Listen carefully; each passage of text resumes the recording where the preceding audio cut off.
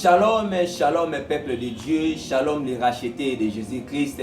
Binobo mesana kolandangai partout na Afrique, na Europe, na Asie, na Amérique, précisément na Congo démocratique, na Kinshasa, na ba intérieur, na ba province. Je suis votre humble serviteur évangéliste Esaïe Inyangi, na kati ya République démocratique du Congo na Kinshasa, na pesi bino mbote. Dès que j'ai publié dans les Facebook, dans mes comptes Facebook et dans WhatsApp et par-ci par-là que non, suivez les enseignements chaque dimanche. Et maintenant nous allons parler sur la vraie délivrance. Donc notre thème principal c'est la vraie délivrance. La vraie délivrance. Donc le thème principal c'est la vraie délivrance. Pourquoi la vraie délivrance? Parce qu'il y a aussi des fausses délivrances. D'abord la délivrance c'est par définition selon notre dictionnaire. Délivrance c'est par définition c'est quoi? C'est action de délivrer de quelqu'un de quelque chose ou résultat de cette action, qu'il s'agisse de la libération d'un individu ou de l'affranchissement d'un peuple. Par définition encore, je vais encore le répéter, c'est action de délivrer de quelqu'un de quelque chose ou résultat de cette action, qu'il s'agisse de la libération d'un individu ou de l'affranchissement d'un peuple. Alléluia. Donc délivrance sur total bien mis, mais on a vu sur la droite, bah utiliser un mot oyo. Il y a délivrance. Donc cela veut dire quoi? Mouto Obakangi par exemple dans la prison. Moi je suis ici dans la République démocratique du Congo. Prison centrale à Zali, au devient la prison à Makala. Donc Mouto a dans kati ya prison à Makala. Mouto a par exemple dans kati ya Kacho.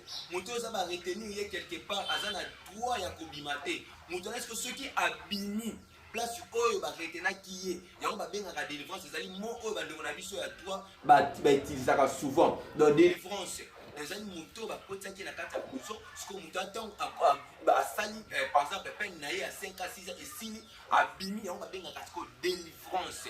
Alléluia. Et maintenant il y a la délivrance spirituelle et la délivrance physique. Donc nous avons deux types de délivrance. Nous avons la délivrance physique et la délivrance spirituelle. Vous allez retenir na kati ya prison makala wana ezali délivrance physique. Alléluia. Na kati ya prison makala na kacho par-ci par-là tant azali na kati ya prison azali ba binisi wana ba benga rango délivrance physique. C'est-à-dire que nous voilà tout ça déjà na kati ya boyebi. Nous avons aussi la délivrance spirituelle. Donc écrivez ça là où tu es tant on la matière il faut qu'on marque quoi. Premièrement, j'ai parlé de la délivrance physique. Deuxièmement, j'ai parlé de la délivrance spirituelle. La délivrance physique, ici, c'est elle-même dans Exode chapitre 10. Bana Israël, na boumou na kati na Égypte. Donc, mokolo oyo moment oyo babimaki na kati ya boumou wana ezalaki pe délivrance pour la bana Israël. Et on va dire que non, c'est ça, total même à la définition. On va dire qu'il s'agit de la libération d'un individu ou de l'affranchissement d'un peuple. D'abord, bazalaki affranchir bana Égypte. Bazalaki bana Israël plutôt bazalaki affranchi bazalaki libéré na boumou ya pharaon bazalaki libéré na kati esclavagisme na mboka ya Égypte. Donc libération na bango yango ba bengi délivrance. Sote même na makomi na Bible ba benga donc le bagnon les enfants d'Israël ils ont été délivrés entre le maître des pharaons. C'était comme ça. Bazalaki délivré na kati ya maboko ya pharaon. Ba bimi na boumou moko c'est ça aussi la délivrance. Là, c'est la délivrance physique. Mais nous avons aussi de la délivrance spirituelle. Le deuxième point, c'est la délivrance spirituelle. La délivrance spirituelle est allée dans côté dans ma campagne. Toujours vivre dans la mokili. Donc, mokili est copié car nous surtout eux dans la katia molimo. Alléluia. Molimo peut copier eux dans la katia mokili. Donc mokili na molimo etambo la kaso tali bien. Makamnango ezalaka bokokana. Yango na senga na biso ne lukaka olonga na molimo pe na mokili na sena mokili bo oyo o vivre vie heureuse. Yango moni job alobi que dans la réalité de l'homme c'est l'esprit donc na bozali si ya mutu ezalaka na molimo. Alléluia. ezalaka na molimo donc luka olonga na molimo po ete na bozali sina o vivre vie heureuse olonga ba démon keba soko là dolala de l'autre ando to ba obéit on a sena mokili qui est dans un danger donc il faut faire beaucoup d'attention. Mais là maintenant là je ne parle pas sur les songes. Notre thème principal c'est la vraie délivrance. On va aller mater sur les songes. Lui j'avais parlé de langage côté de Dieu pour comprendre. Mais pour le temps pour ça la tâche pour continuer à moi c'est la vraie délivrance. Alléluia. La délivrance spirituelle. Donc ils allaient sur mutu oyo bakangi ndenge na ote ko pesa exemple na délivrance physique o bakangi na prison ya makala na ba prison na biso take bo moto koto na prison oyo zali wana pays oyo zali wana sikoza na physique spirituellement aussi ezali na ba prison na yango spirituellement aussi, le monde des ténèbres peut passer dans la prison à Bango. Mais est-ce que pour être délivré, et c'est une procédure mobile pour ça, pour poser la délivrance du manakati, il y a prison, il y a monde des ténèbres. Monde des ténèbres peut passer dans la prison à Bango. Mais ce que moi, les ténèbres en prison, c'est parce que la Bible, comme je vous dis, quand on a Job a dit que c'est si que non, en réalité, dans l'homme, c'est l'esprit. La bozali, c'est un mouton, c'est un molimo. Si on mouton va condamner, va continuer à casser la prison, il y a monde des ténèbres. Et ça, difficile, vraiment, pour nous motoboyo au réussir. Et ça, difficile pour nous motoboyo au vivre une vie heureuse. Donc, ça, vraiment, passe. On a une complication dans la vie. Complication dans l'étude, complication dans le mariage, complication dans le musala, complication dans le donc aux alakana complication pour la nini aux ali aux emprisonnés bakanga yo na monde des ténèbres muto bakanga na monde des ténèbres na mokilibe akomona na dans na mokilibe passe na passe au côté au ko ko zape musala mais quand bakanga na monde des ténèbres au sa elo mokote mbongo zo sana mbongo leko mokote yo mona ba musu to mona ko azo sima mbongo mais mbongo ne to mona leko sala arte asima mbongo sana leko mokote famille mbongo bazo lela lela bakanga na monde des ténèbres do yepo na yo do mbongo ne sana leko masala na ngote. Alléluia. Donc, on est dans le monde spirituel. Le monde spirituel, n'est pas ça là pour mutu azana boboto boy. Lukaka olongo kana molimo pona bomoto boy au vivre vie moko heureuse. C'est ça aussi. Mais il faut faire beaucoup d'attention. Il faut faire beaucoup d'attention. Il faut faire beaucoup d'attention. Maintenant, la vraie délivrance, parce qu'il y a aussi des faux délivrances. Aussi, c'est passé précisément ici dans mon pays, dans la République démocratique du Congo. Il y a des faux délivrances. Dans ce pays, c'est un exemple. Moi, une fois, j'ai été invité. J'ai été invité dans l'église.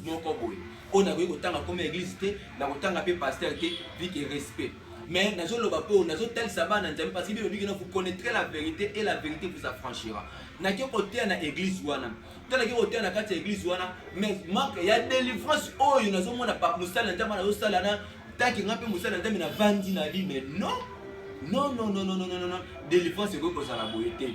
Alléluia. Délivrance, c'est quoi ça la beauté. Moussala, a commis un niveau. Ndeko moko ya mwasi ayeko solola na ya bi papa tala ba complication na libala na mobali na tala boy expliquer ta ke musana nzambe asunga na ba prière mais yoka o musana nzambe zo yebisa ndeko mwasi ana abisie mais maman yo mo wana muto lingi na hote abiso ko lingi na osala eloko moko ba mobali donc ça wana ezasiko faux délivrance ya o monga na pesi thème la vraie délivrance asuki kanga wana te pendant le temps de jour on a sala ki wana pour na koteya anazaki kena po abengisanga na te une fois pe abandi ko benga nga chaque fois nazo leka nazo te liloba ya nzambe mais ndenge sur aussi côté liloba ya nzambe tema ya sala ki comme visionnaire ya église mais soka zo ya mbabato zo sona bato na tali na fa na vie mais ça c'est quelle sorte de délivrance oh yaka na cantine mai azo sande ko musuku na yaka na cantine mai so na cantine mai azu cantine mai wana azu ba poussière moko ba asopi na kati cantine mai akepse yo kedo ko sokola est-ce que on a délivrance? C'est ça vraie délivrance. Bien aimé, il y a des équipements qui accompagnent une personne pour être délivrée. Bien aimé, il faut bien les retenir. Il y a partout où vous allez dans le monde. Kobeta karate landa liloba nzambe yoka au tempo de la vraie délivrance et ko sunga yo. Alléluia. Vous connaîtrez la vérité et la vérité vous affranchira. Et la vérité c'est dans la parole de Dieu. Il faut faire beaucoup d'attention. Croyant que non, à côté de Moussa Nzambe, à orienter, or que Moussa Nzambe a désorienté. Au tel on a pas terminé à mobile non à langue. C'est quoi? C'est quelle défense? Absolument. Vous voyez, bien sûr que non. Oui, je me rappelle encore. Oh, merci, Saint-Esprit pour le rappel. Abi, ah oui, je suis de Albi na kotumula abi na kozwani ni makasa to zibilo moto pelisi moto tanto kopelisa moto yo bani kokata na kata moto tanto zo kata na moto la délivrance de mobimba ya wana ainsi quand ni Yesu Masia a délivré bana na ye awa ba prebi na les âmes perdues awa na moto ainsi quand to mona Yesu Masia atia bato lo nini soki eloko na lolem oko mutasa la délivrer ainsi quand ni o Yesu Masia yebisa ndeko mwata zo tanga libala ndeko ayebisa ke nona na kopesa loko comme so base weza wapi oka nyonso to o biso basana nzambe to sala na sembo ki o to la Bible. Allez partout dans le monde, faites les nations mes disciples, enseignez-les tout ce que je vous ai prescrit. C'est ça. Enseignez-les. Là, c'est la mission. Allez partout dans le monde, faites les nations mes disciples. Enseignez-les tout ce que moi je vous ai prescrit. La Bible, c'est ça. C'est ça la Bible.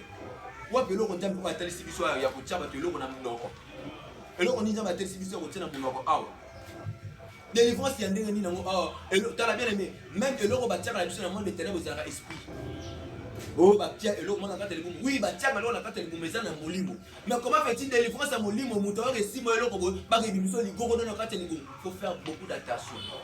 Parce que c'est dans l'esprit, c'est l'esprit quand on va délivrance c'est un molimo. On ne peut jamais kobimisol li gogo dans la ligomo. Par contre jamais kobimisol maman comme il y a indiqué la carte il y a gorge jamais. C'est faux. Là, c'est la fausse délivrance. Moi, je suis ici pour enseigner la vraie délivrance. Et là, mon limo est tiré la part à mon limo. Ceux qui battent ça, on a mon limo, tant que bon de la bonne ayo, donc au moins n'a pas aussi sentir à l'aise. Et là, on va donc au carré, au moins est limo. Et limo, on a mais oh, et puis on pour moi, on a serré mon kilo. Oh, babimiso mbuma, babimiso ligorodo, babimiso indica la gorge, babimiso là, on va dire non, là, c'est la faute délivrance. Et ça dit délivrance, il y a le puta. Mais il faut faire beaucoup d'attention quand on coûte dans la bataille. On risque de mener vie dans le sous à danger par rapport à nous aux années avant. Oh, ça dit juste introduction. Vraie délivrance, c'est ça dit bien aimé. Il y a les équipements qui accompagnent une personne pour être délivrée.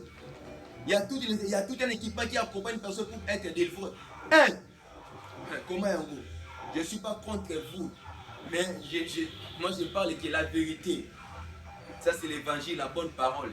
Na ça n'a pas contre bino te bossa musala bino kuna mebo keba mokolo ya suka nzamba ko tuna bino keba na ba ami ya bato.